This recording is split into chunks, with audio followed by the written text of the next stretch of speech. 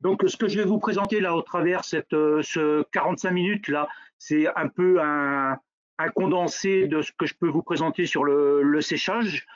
Euh, hein. Donc, sur la ventilation et séchage, et je vais bien séparer, entre guillemets, je vais juste vous faire une définition parce que on est tous pareils quand on parle de séchage, pour nous, on a une confusion de langage, hein, parce que la ventilation, pour vous dire, c'est un abaissement des températures, alors que le séchage, c'est un abaissement de l'hygrométrie. Donc, nous, on est obligé de le séparer pour être clair quand on parle ventilation ou séchage, sachant que nous tous, dans la pratique, eh bien, on parle de séchage d'espace. Voilà. Alors, quelques rappels de principes de base, hein, tout simple. Bien sûr, hein, quel que soit notre lot de semences, hein, on a un objectif, c'est de stabiliser la température et la teneur en eau, puisque dans certaines situations, notamment sur les aliacées, on a un produit qui est très instable à la récolte, avec des températures et des hygrométries très élevées, hein, les oignons, les poireaux. Et puis, on peut avoir des cultures où on a énormément de déchets verts, hein. Donc, tout ça, ça entraîne un risque d'échauffement, hein. Et donc, l'objectif, c'est derrière de ventiler ou sécher pour assurer une bonne conservation de notre lot, hein, éviter des effets de parasitisme par des développements de fongiques. Et puis, le terme, c'est d'avoir un lot qui germe suite à notre séchage. Voilà. Alors, il faut savoir une chose dans les bas, c'est ce qui va sécher, c'est l'air, hein. Donc, l'air, ça va se comporter comme une éponge, hein. L'air, elle a une capacité à absorber de l'eau, c'est l'humidité relative, hein. Lorsque l'air elle est saturé, on est tous bien d'accord que vous êtes à 100% d'humidité relative.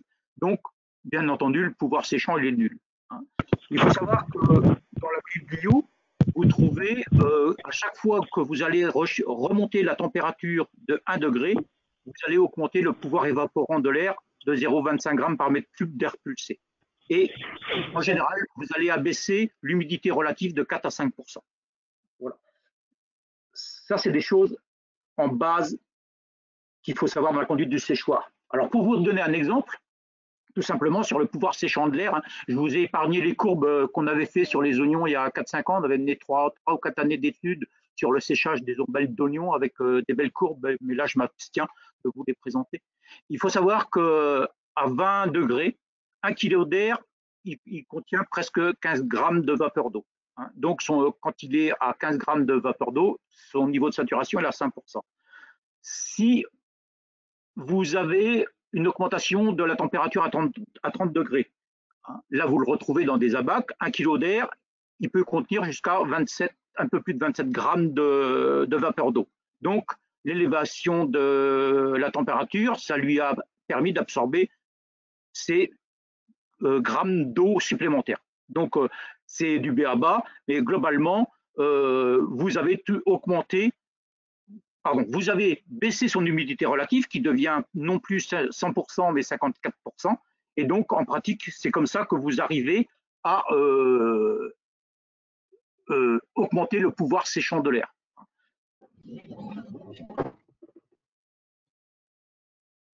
Alors, il faut savoir aussi que vous ne pouvez pas tout le temps, si les paramètres ne bougent pas, il va exister un équilibre de l'eau par rapport à cette humidité relative de l'air et l'humidité de la graine. Donc, la teneur en eau de la graine, vous l'avez au départ. L'humidité relative de l'air, telle qu'elle rentre dans un séchoir, elle est variable suivant les journées et les heures de la journée. La température, elle est de même dans une moindre mesure, si j'ose dire, hein. Et donc, par exemple, si à 70% d'humidité et 25 degrés, les différentes teneurs en eau de la graine, elles vont se stabiliser. C'est-à-dire que si l'humidité relative ne bouge pas, la température ne bouge pas, pour une graminée, eh ben, votre teneur en eau va se stabiliser à 11%, des oignons à 12%, des haricots à 16%. Et c'est avec ces chiffres-là et ces données-là qu'on arrive pour chaque espèce, voire je dirais même pour chaque type d'espèce, hein, On ne va pas aller à la variété hein, parce qu'on n'a pas les moyens de savoir, mais on aboutit pour chaque espèce à une courbe hygroscopique. Voilà. Et voilà ce que vous pouvez trouver dans la biblio. Là, c'est quelque chose de tout simple. Là, je me répète, là, c'est sur le blé, le haricot, la betterave, les oignons, et à une humidité de relative de l'air stable et à une température de 25% stable, et bien vous voyez, vous arrivez à une stabilité de la teneur en eau des semences. Donc, pour faire évoluer ça, vous avez pas de 36 solutions, vous en avez deux. Soit vous arrivez à faire baisser la température, ou soit vous arrivez à faire baisser l'hygrométrie de l'air entrant dans votre séchoir. Voilà. Alors, il faut savoir que à l'intérieur de l'échange d'humidité, air et votre séchoir, soit là, dans cet exemple-là, vous soufflez de l'air ou de l'air réchauffé par-dessous, vous aurez toujours une zone séchée au niveau des grilles, un air qui se charge en eau et une zone qui est asséchée qui, globalement, demandera du temps à évoluer. Voilà. Donc ça, cette partie-là, attention, il faudra être aussi vigilant hein, sur cette partie, de ne pas trop réchauffer, on va en reparler plus tard, de ne pas trop réchauffer en température, parce que ce qui est sur la zone près des grilles, vous pouvez la surchauffer et avoir des pertes. Et attention de bien ventiler, si j'ose dire, en haut de votre chargement de séchoir, où là, vous pouvez avoir un manque de ventilation, et là, vous pouvez avoir de la condensation et un manque de séchage entre guillemets rapide qui va vous créer de la condensation et voire un développement de moisissure et de l'altération de vos semences. Donc, dans cet équilibre-là, il y a deux zones à bien faire attention. C'est la zone à l'entrée d'air de votre séchoir, au niveau du fond de séchoir, et à la sortie, d'être sûr que ces deux paramètres-là, vous pouvez les maîtriser et surtout les surveiller.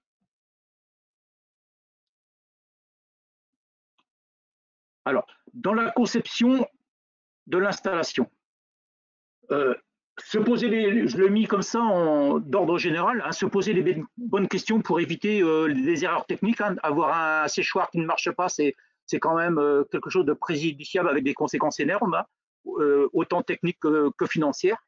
Et donc, se poser la bonne question sur quelles sont les semences à sécher, de quel type. Hein.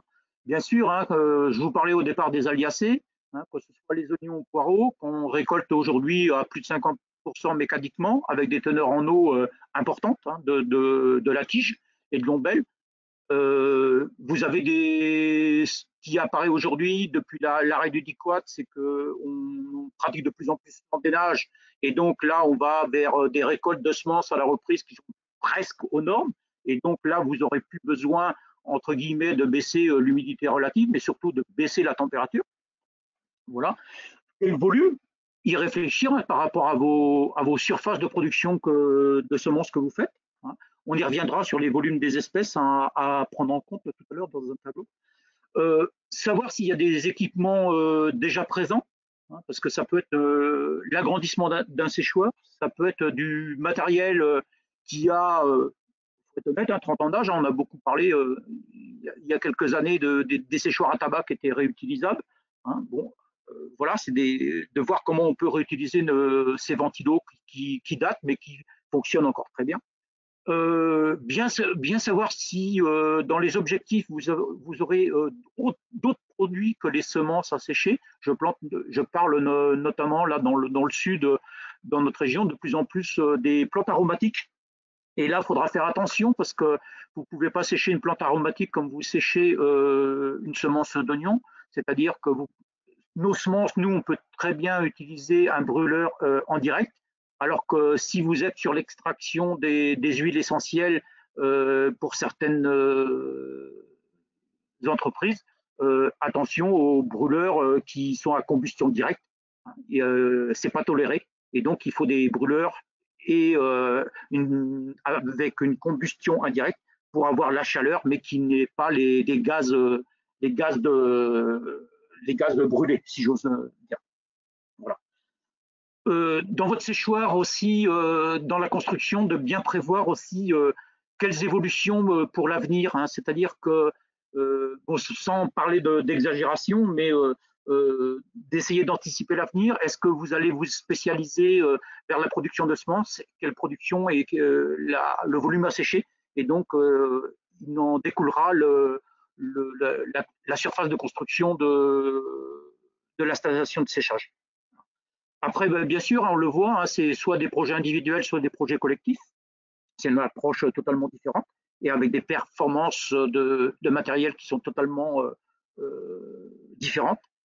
Et puis surtout, et ça, ça coule de source, hein, vous êtes là aujourd'hui, c'est pas le fait du hasard, mais aller chercher des informations. Hein, il y a sur tout ce qui est aérologie, ce que je vous ai présenté au départ, de bien comprendre comment évolue une humidité au cours de la journée, comment évolue un lot de semences humides. Et ça, ces informations-là, avant de construire un séchoir, c'est important d'aller chercher toutes ces infos pour anticiper la construction de son séchoir.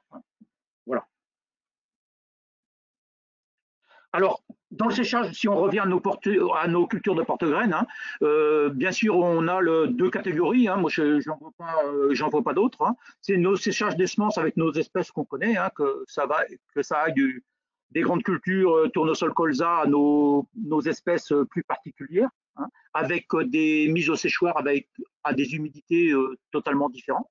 Et puis de l'autre côté, on a du séchage de plantes, hein, qui sont nos oignons, nos poireaux, ça peut être des choux, et puis comme je vous parlais tout à l'heure, ça peut être des aromatiques.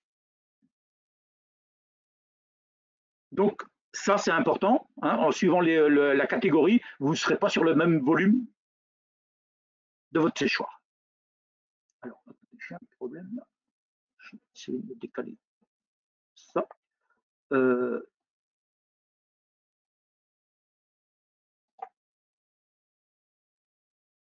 Alors, dépend aussi du poids spécifique de chaque espèce. Il faut savoir que des oignons semences, enfin, on on est à 240 kg par mètre cube, hein, à 75%. Alors, quand je dis semences, c'est la plante entière, hein, excusez-moi, mais c'est 75% de teneur en eau. On a un produit sec trié qui va arriver, et là, c'est bien les semences, à 9% de teneur en eau, et là, on a 350 kg.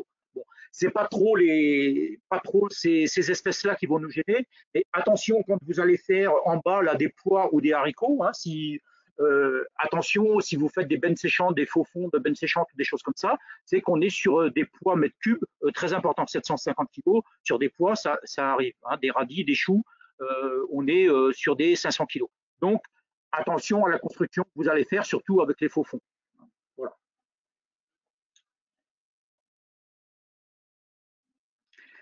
Après, dans le volume, bon, c'est beau. On a beaucoup travaillé à la FNAM sur la récolte des oignons.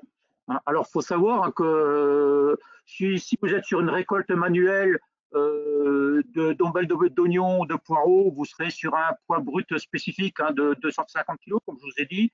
Bon, vous serez sur un volume stocké, allez, en étant large de 35 mètres cubes. Alors, il y aura deux choses, hein, soit on parle d'hybride, soit on parle de population. On sera forcément pas sur le même volume. Et en récolte mécanique, et là, vous pourrez à des fois doubler, hein, parce que ça nous arrive de rencontrer des parcelles où la hauteur des tiges soit assez importante. Le jour où on récolte mécaniquement, pour un peu que ça soit versé, donc on va couper bas, donc on se retrouve avec des bouts de tiges qui peuvent aller de 50 à 70 cm sans problème. Et là, ça peut vous doubler pratiquement le volume si vous coupez à 15 cm en dessous l'ombelle. Donc, soyez large si vous êtes sur des ombelles d'oignons. Bon, là, j'ai mis une grande fourchette, mais vaut mieux prévoir un petit peu plus, quoi. Voilà. Et puis, si un jour il y a une augmentation de quelques 1 hectare ou 2 hectares en surface sur votre contrat d'oignon, ça sera toujours intéressant d'avoir ce volume disponible. Voilà. Alors là où par rapport aux betteraves et aux carottes, vous voyez, hein, plus le volume descend, moins on aura besoin de place. C'est sûr qu'en termes après de hauteur, autant des ombelles d'oignons, suivant l'installation que vous aurez, et vous pouvez monter des hauteurs d'oignons. Hein, des hauteurs d'oignons, ça peut aller de 90 à plus de 2 mètres de haut, hein, sans problème si l'installation elle est adéquate. Voilà. Et bien sûr, sur des espèces comme les betteraves, on sera aux alentours d'1 mètre. Et puis, quand on est sur les apiacées, on descend la hauteur et on descendra la hauteur du tas, d'autant plus que notre lot sera humide. Et tout ça, ça vous indiquera une surface de séchoir mètre carré. Donc, comme repère, si vous faites des ombelles d'oignons 25 à 30 mètres carrés de, de surface pour des oignons, ça sera bien. Hein, là, je parle.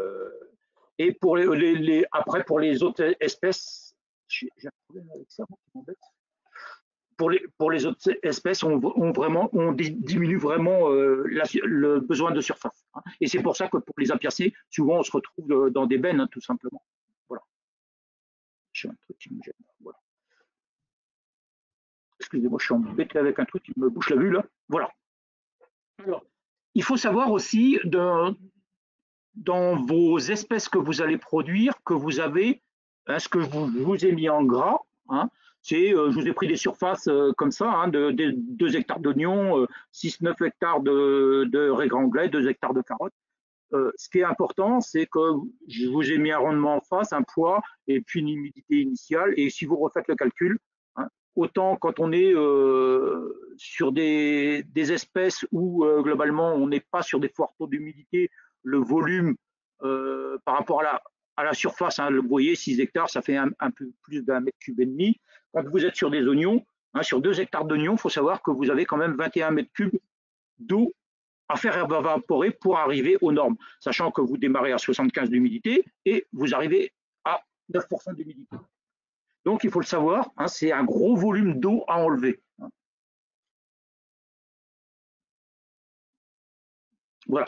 Alors maintenant, je vais vous parler des installations, hein, de façon assez rapide, mais bon, pour que vous puissiez appréhender ce qui se fait. Hein. Alors, dans les modèles, dans le choix du système, de distribution d'air, il y a le côté pratique à avoir avant tout, hein, que ce soit du montage-démontage, la manipulation de votre produit semence. Hein. Soit vous avez une petite surface, un petit volume, tout peut se faire entre guillemets à la main et puis ça ne vous posera pas de problème. À partir du moment que vous allez commencer à avoir des gros volumes, pensez bien que c'est sûrement le télescopique qui va vous aider, c'est peut-être du brassage qu'il faudra faire rapidement, on va en reparler. Et donc, si vous n'avez pas de moyens matériels pour être réactif, ça peut vous pénaliser. Autre point aussi, c'est la main-d'œuvre disponible, hein, puisque il y a des moments pour brasser ce séchoir, si se fait manuellement, ou si bien à la récolte. Si tout doit être fait manuellement, c'est vraiment un travail vraiment, je vais dire, de force. Hein, alors, ne pas l'oublier. Et puis, ce qui va derrière, ben, je vous parle de la pénibilité et je pourrais rajouter de le faire en sécurité, mais on en parlera. Alors, les coûts, je vais vous en parler tout à l'heure. Bon, c'est des coûts estimés que nous, qu'on a eu par l'intermédiaire d'agriculteurs qui ont eu la sympathie de nous donner leur devis lors de leur construction, voire des entreprises qui nous ont aidés à établir des devis. Bon, c'est très variable. Après, c'est que des bases. Hein, c'est pour vous amener juste à réflexion. Hein, voilà. Donc, si j'en reviens au séchoir à caniveau, bon, l'intérêt, hein, c'est en termes de manipulation, c'est la solution la plus pratique. Hein. Toutes les manipulations, ben, vous pouvez les mécaniser. Hein. C'est le jour où vous ne servirez pas de ce type de séchoir, c'est le stockage entre guillemets de matériel. Alors attention, hein, je me répète toujours sur le choix du matériel, faites très attention. N'allez pas mettre des outils à dents, n'allez pas mettre vraiment mettre du matériel type le pulvé, éventuellement du stockage d'engrais sur une bâche ou des choses comme ça. Hein. Mais attention au type de matériel que vous allez mettre sur votre séchoir. Les limites, eh c'est une construction qui est quand même assez complexe. Hein. Bon, on en reparlera tout à l'heure. C'est pour celui qui est doué en maçonnerie et qui aime bricoler, c'est faisable à titre personnel. C'est un véritable investissement, il faut le savoir. On en reparlera toujours. Alors, et attention hein, à la conception. C'est si vous faites une erreur de conception, il n'y a pas grand-chose qui est rattrapable. Et c'est-à-dire que votre erreur, vous allez le payer comptant dans la qualité de la ventilation derrière. Voilà.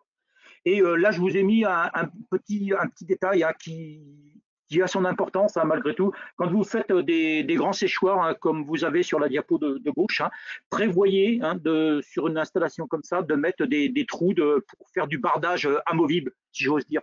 Le jour où vous aurez à sécher deux lots différents ou qu'un petit lot, globalement, vous remontez votre bardage et dans la conception, vous pouvez faire tourner qu'un ventilateur sur les 3 ou 4 que vous avez dans votre gaine principale.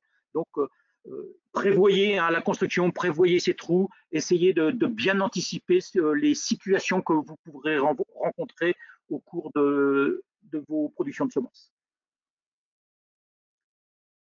Voilà. Dans la conception, il y a des choses à faire attention. Bien sûr, c'est l'écartement. Nous, dans nos productions de semences, entre axes de caniveau, ne jamais dépasser 60 cm parce que vous aurez des problèmes de séchage. Ça a été avéré. Si c'est d'autres cultures comme du maïs et autres, bon, on peut aller plus loin. Mais attention, à la construction, il vaut mieux rajouter un caniveau de plus que de s'apercevoir qu'il vous manque. C'est hyper important. Il y a quelque chose à la construction de bien être sûr que votre support de grille, là, qui sont des cornières, qui sont incrustées en béton, que ça se retrouve quelques millimètres en dessous de votre niveau de béton, de manière à ne pas être accroché, de ne pas détériorer vos grilles. Ça, c'est quelque chose d'hyper important. C'est des points de vigilance que vous devez avoir. Après, dans la construction, vous voyez ce qui peut être fait. L'image en haut à droite, c'est ça a été fait par un agriculteur qui a fait sa construction lui-même. Et donc, c'est que du parpaing bonché. Il y avait une grande longueur. Au départ, il a démarré à 3 parpaings. Là, on est dans la galerie principale. Et au milieu, il a fait une pente. Au milieu, il est à 2. Et à la fin, il est à 1 parpaing pour garder son débit d'air. Et c'est une construction qu'il a aménagée avec ses parpaings penchés, ses plateformes bétonnées et sa construction.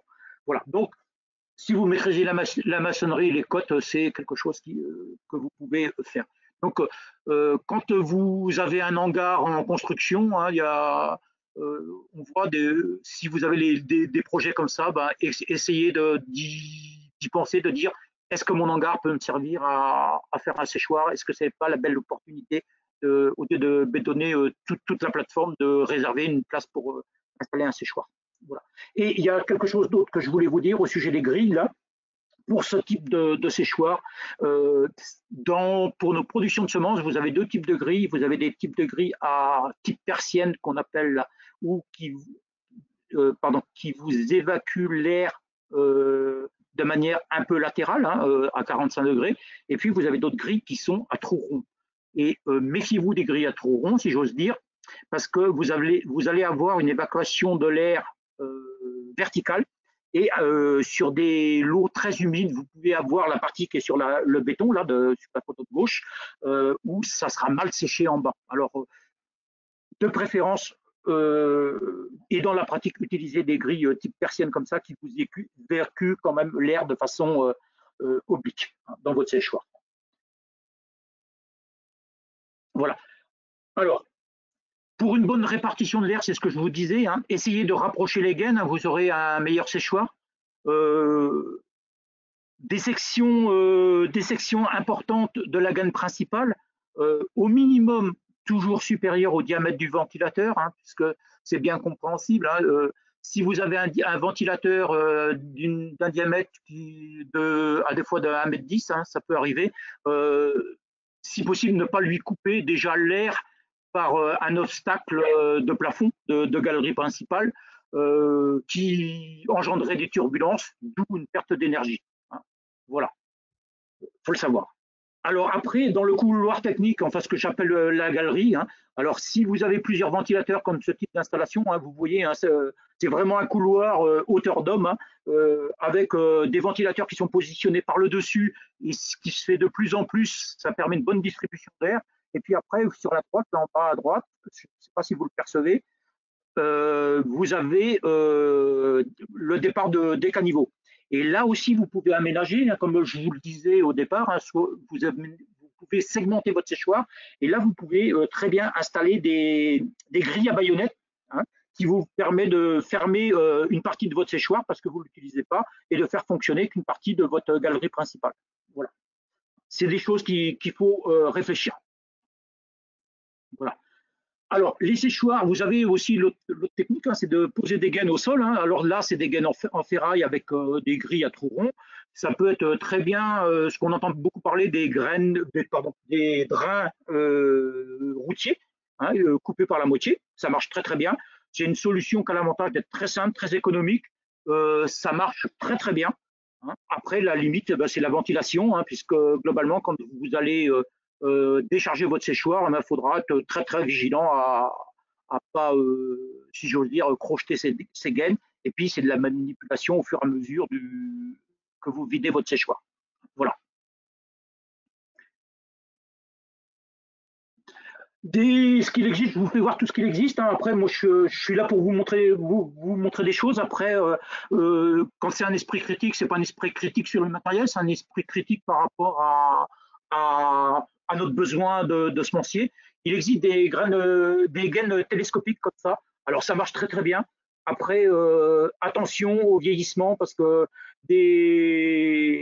quand les grains se coincent souvent on arrive à des tubes qui se tordent ou des abîmés et après vous perdez en termes d'utilisation. Alors quand vous avez ce type de matériel, il faut être très très rigoureux dans la manipulation. Voilà. Pardon. Voilà, hein, globalement, hein, quand vous sortez vos gaines et vous voulez les tirer hein, ou les refermer, ben c'est des câbles et attention à des fois, il y a quand même des surprises de casse de matériel. Alors, voilà. Les séchoirs, ce qu'on appelle à case ou à faux fond. Hein. Alors donc là, c'est sur des bâtiments existants. Hein. Vous avez une plateforme hein, dans un hangar. Alors vous pouvez bien sûr le monter. Hein. Quand vous bricolez la ferraille, ben, c'est quelque chose qui est tout à fait abordable. Hein. Vous bricolez la ferraille, vous montez une structure solide, il ne faut pas l'oublier, en fonction de vos semences, et vous adaptez la grille qui vous convient. On y reviendra tout à l'heure. Ou alors vous avez ce qu'on appelle des structures toutes faites, achetées dans le commerce. Bon, ça a un coût hein, entre les deux. Je pense que vous devez passer au quadruple. Quoi. Sachez, ça, c'est une installation qui a été achetée. L'agriculteur m'a dit que c'était à 80 € le mètre carré.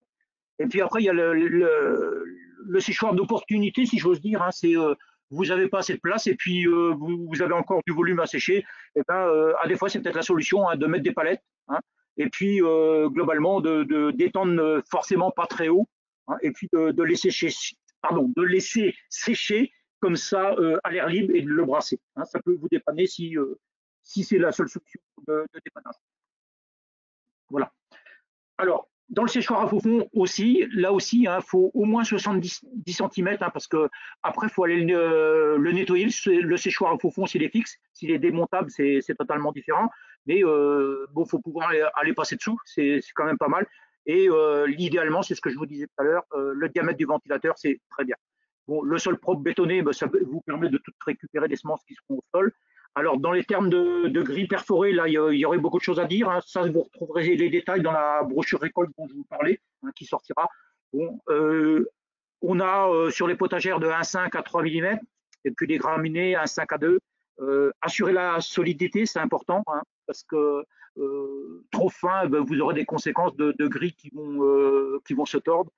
Et ce que je voulais vous dire, c'est attention surtout au pourcentage de vide en fonction du diamètre et du positionnement des trous, si je veux dire. Je pense que je voulais enlever la diapo parce que pour enlever pour épargner un petit peu de temps. Il faut savoir une chose, c'est que si vous voulez l'info, je les ai. Quand vous choisissez une grille, que vous allez acheter des grilles à diamètre égal hein, et à anthrax égal, il est très important de choisir des grilles en triangle qui vous permettront d'avoir un pourcentage de vide plus important que des grilles dont les trous sont disposés au carré. Donc, dans vos choix des grilles, ça peut avoir une importance. Hein. Moi, j'ai des chiffres en tête, hein, à diamètre de 3,5. Disposé en carré, vous devez être aux alentours de 22% de vide. Et quand vous êtes disposé en triangle, vous êtes aux alentours de, mémoire, je dirais 38%. Hein. Bon, les chiffres exacts, je pourrais vous les donner, mais voilà. C'est quelque chose de très très important dans la conception du séchoir. Les bennes séchantes. Alors, dans les bennes séchantes, je sais que ça se pratique hein, suivant les régions, c'est l'établissement semencier qui fournit les bennes séchantes. Hein. Ça peut être de la location. et ou mise à disposition comme ça. Bon, l'agriculteur, c'est vrai qu'il est déchargé de toute la partie séchage, mais attention, hein, suivant la relation et je dirais le règlement intérieur de l'entreprise, vous pouvez vous heurter à deux choses. C'est notamment pour les oignons, hein, c'est que vous pouvez ne pas avoir accès au site pour des raisons de sécurité. Ça peut arriver. Donc ça veut dire que vous n'êtes pas en position de contrôler ce qui se passe dans votre benne. Vous êtes dans la situation de confier totalement votre production de semences en totalité à l'entreprise. Bon, voilà, après, c'est une question de confiance. Il y a des endroits, ça marche très très bien. Il y a d'autres endroits, bah, ça a eu marché beaucoup moins bien et ça a engendré des problèmes. Voilà, il faut le savoir. Hein. Vous êtes bien sûr dépendant de toute cette mise à disposition des bennes, hein, et de leur enlèvement, hein, bien sûr. Bon, ça, c'est géré par l'entreprise.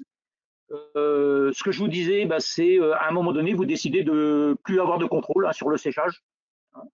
Voilà. Et après, bah, ce que je vous disais, c'est que dans certaines entreprises, on a eu des problèmes sur le séchage des oignons. Voilà, il faut le savoir. Combien ça coûte? Alors là aussi, hein, je suis sur des estimations, hein, que, bon, après, vous avez le droit d'avoir d'autres informations, hein, bien sûr. Des gaines amovibles posées au sol, moi je suis aux alentours de 25 euros du mètre carré. Des faux fonds, on est aux alentours de 30 mètres carrés. J'ai encore un problème qui me gêne là. Si, voilà, je peux l'enlever ce truc-là. Voilà. Non, il veut pas. Voilà. Des faux fonds, voilà, hein, vous êtes suivant la situation d'équipement, hein, vous pouvez être de 30 à 100 euros du mètre carré. Des tubes télescopiques, moi j'ai une info à 50 euros du mètre linéaire. Et les bennes séchantes, suivant les options, hein, si je le ramène au mètre carré, on est du simple au double par rapport à 150 euros au mètre carré.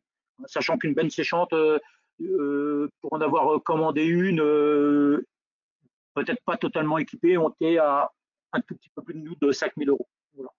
Bon, après, ça se trouve d'occasion. Hein. Pas facile, mais il faut la trouver. Je regarde. Voilà. Par rapport aux estimations de hangars neufs plus caniveaux, alors bon, là aussi, hein, c'est une approximation d'un devis que j'ai eu par un agriculteur qui a eu la sympathie de me donner ces chiffres. Hein. Bon, un hangar métallique, je ramène tout au mètre carré, hein, on va dire 60 euros. Des caniveaux intégrés avec une aide à la pose, hein, parce que vous avez plusieurs situations, c'est près de 60 euros. Voilà, vous avez une dalle béton suivant que vous utilisez le maçon ou que vous faites tout vous-même, vous serez entre 20 et 60 euros. Les portails du hangar, les deux ventilateurs, voilà, tout ça, ça se chiffre au mètre carré et ça vous donne une idée un petit peu du coût d'une installation. Voilà.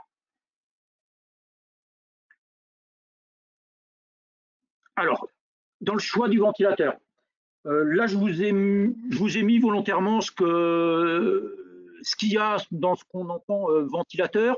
Bien sûr, c'est l'équipement du ventilateur en haut à gauche. Hein. Alors là aussi, hein, soyez vigilants. On va en reparler tout à l'heure, hein, dans ce choix de ventilateur, sur l'équipement proprement dit du ventilateur, hein, puisque globalement, quand vous allez dans le commerce, vous trouvez des ventilateurs de 3 à 12 pales. Hein, ce n'est pas le fait du hasard. Hein. Un ventilateur, plus il va avoir de nombre de pales, plus il va avoir une résistance à la pression. Et globalement, plus il va avoir une régularité de débit de mètre cubeur. Attention, on en reparlera, et c'est pour ça que je vous ai mis la photo de droite. Hein. Attention au bruit, on en reparlera, hein, parce que cette nuisance sonore, il ne faut surtout pas l'ignorer dans votre installation. Je vous donnerai un exemple tout à l'heure, hein, d'agriculteurs qui ont eu des problèmes de voisinage. Donc, c'est des équipements de ce genre. Et puis, bien sûr, quand on dit ventilateur, il ne faut pas oublier le séchage. Hein. En haut, vous avez un ventilateur hélicoïdal et en bas, vous avez un ventilateur centrifuge, hein, sur une benne avec son brûleur. Donc, tout ça, dans le choix du ventilateur, il faut bien penser où vous avez plein d'options. Hein, et surtout de penser aux équipements que vous allez mettre dessus. Voilà. Alors, le ventilateur, si j'ose dire. Donc, vous serez toujours confronté à une histoire de couple, si j'ose dire. Quel que soit le commercial que vous aurez en face de vous, si vous avez un bon commercial en face de vous, forcément, il va vous poser la question, quel débit vous avez, quel débit vous voulez et quelle pression vous voulez. Ça, vous ne pouvez pas l'ignorer, ça. C'est-à-dire que ce débit d'air du ventilateur, ça sera bien la quantité d'air régulée par l'ouverture à l'aspiration, il faut le savoir, la vitesse de rotation et, dans une moindre mesure, l'inclinaison et le nombre de pales, ce que je vous disais au départ. Et puis, de l'autre côté, vous avez la pression. Alors, souvent, elle est exprimée, par le passé, elle a souvent été exprimée en pascal. Aujourd'hui, elle est beaucoup exprimée en millimètres de colonne d'eau. Sachant qu'il faut savoir, je vous le donne là, la correspondance, que 10 pascal, ça équivaut un tout petit peu plus d'un millimètre de colonne d'eau, excusez-moi. Et donc, ces chiffres-là sont très importants. Donc, cette pression-là, elle va servir à quoi? À maintenir, elle est nécessaire pour maintenir constant le débit déterminé, dans la limite, bien sûr, du ventilateur. Et puis, fonction des pertes de charge. Vous comprenez bien, de toute façon, l'air, il faut vous dire une chose, c'est comme une installation d'irrigation. L'air ou l'eau ira toujours s'évacuer vers le côté où il y a moins de résistance. Et les pertes de charge sont toujours dues à la conception de l'installation, bien sûr, mais tout ce qui est coût de réduction, tout ce que vous voulez, ça induit forcément des pertes de charge. Donc ça, il y a des logiciels, les vendeurs de séchoirs et les constructeurs de séchoirs, pardon, et les vendeurs de ventilateurs savent très bien, et ils ont des logiciels pour vous calculer ces pertes de charge, ce qu'on n'a pas à la FNAMS en toute sincérité. Voilà.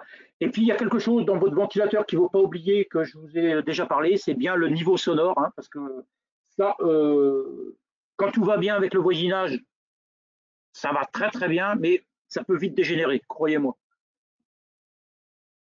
Voilà. Alors, dans le ventilateur, faut le savoir, au niveau de la pression, on a, vous verrez, des définitions de ce qu'on appelle la pression totale. C'est-à-dire, c'est une pression dynamique plus une pression statique. Donc, dans la pression dynamique, si vous voulez, c'est le besoin de pression nécessaire pour générer la vitesse de l'air dans le circuit. Donc, il faut savoir que si vous avez une exigence de vitesse d'air importante, il vous faudra une pression dynamique plus importante. Donc, avoir un ventilateur qui vous permet d'assurer cette pression dynamique, c'est-à-dire cette vitesse d'air dans le circuit. Et puis après, vous avez votre pression statique, qui est autre chose, et ça, c'est plus parlant, si j'ose dire. C'est la résistance du séchoir et de son contenu au passage de l'air. Donc, bien sûr, ça va dépendre de l'espèce et du taux de déchets, d'où l'intérêt à des fois de faire un pré-nettoyage avant de mettre au séchoir. Et puis, quand je vous dis de l'espèce, ça peut être des types. Pour exemple, un petit grain, petits espaces, friction plus grande, donc une pression, un besoin de pression plus grande, donc débit de ventilateur qui sera forcément plus faible, à performance égale. Voilà. La pression statique aussi, c'est la résistance du séchoir et de son contenu au passage de l'air, comme je vous ai dit. Ça va dépendre du débit unitaire de l'air que vous exigez.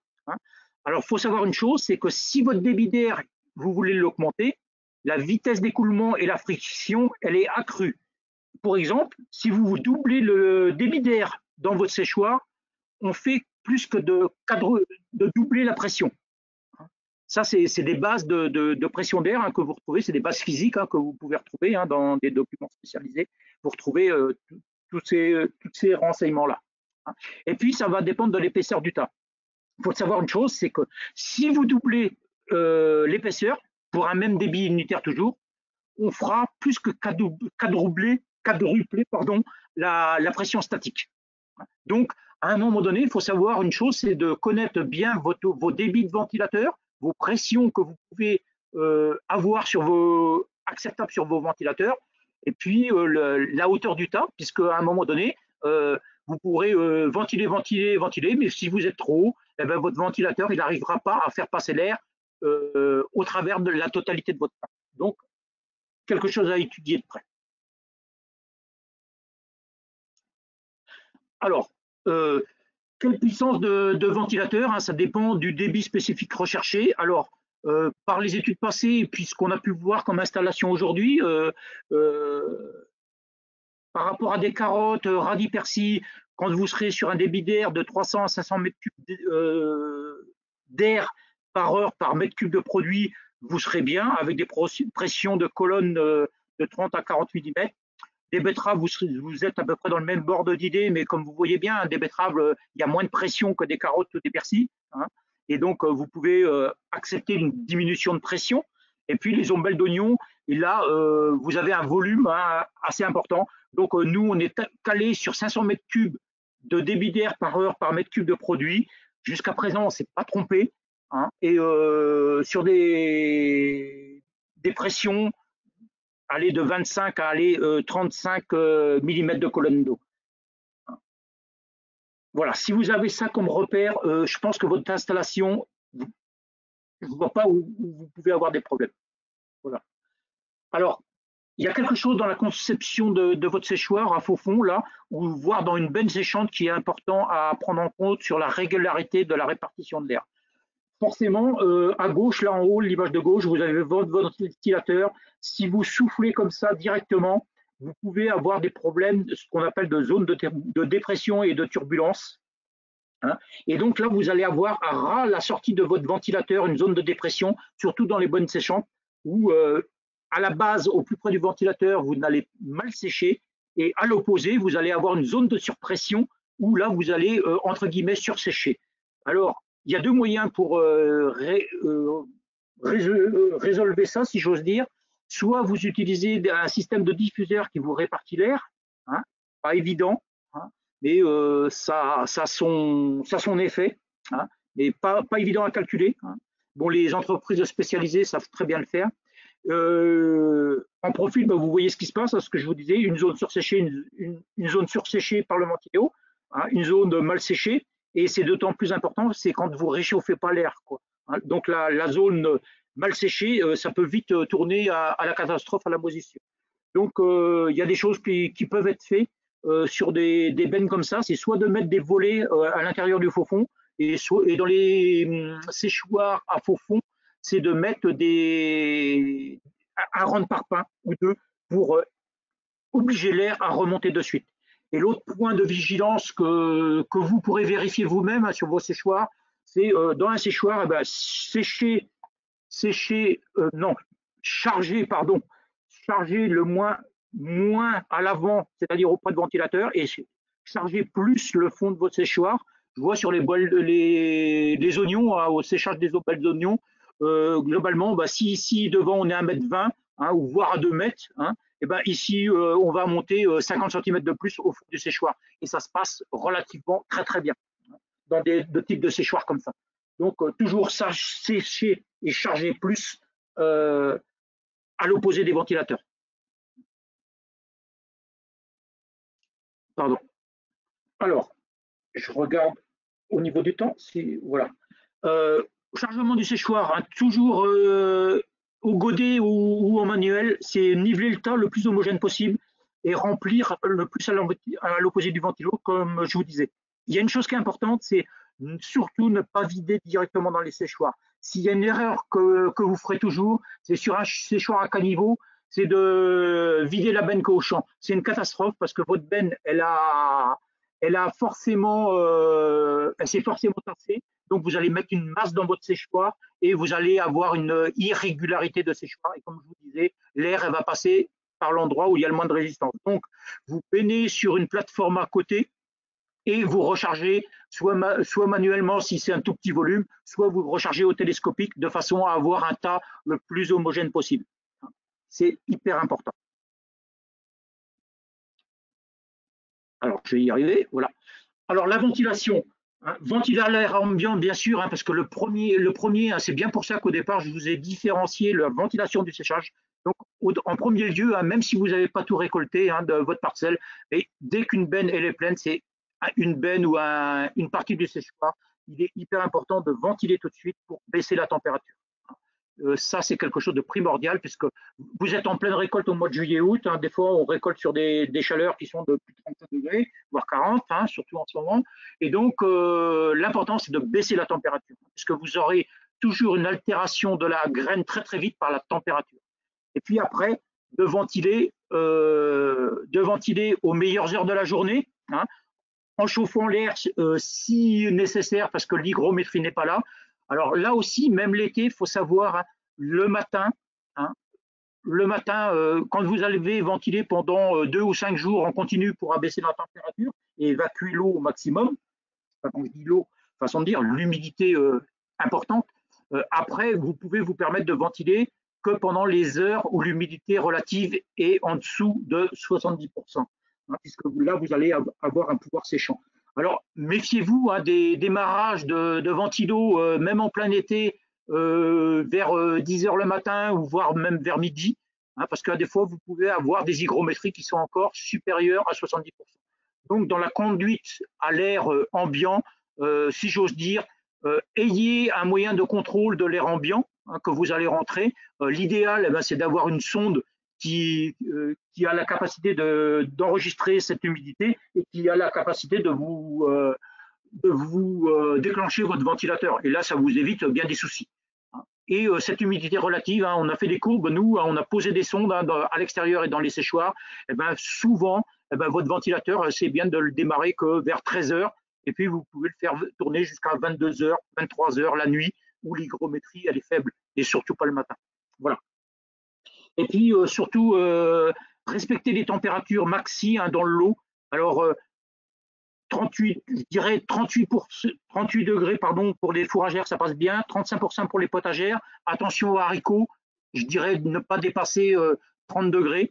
Hein. Et puis, surtout, en fin de séchage, hein, quand vous avez fini de sécher à l'air réchauffé, de rabaisser la température de votre lot à l'air ambiant. C'est hyper important de ne pas garder à l'eau à température, si j'ose dire, élevée. Quoi.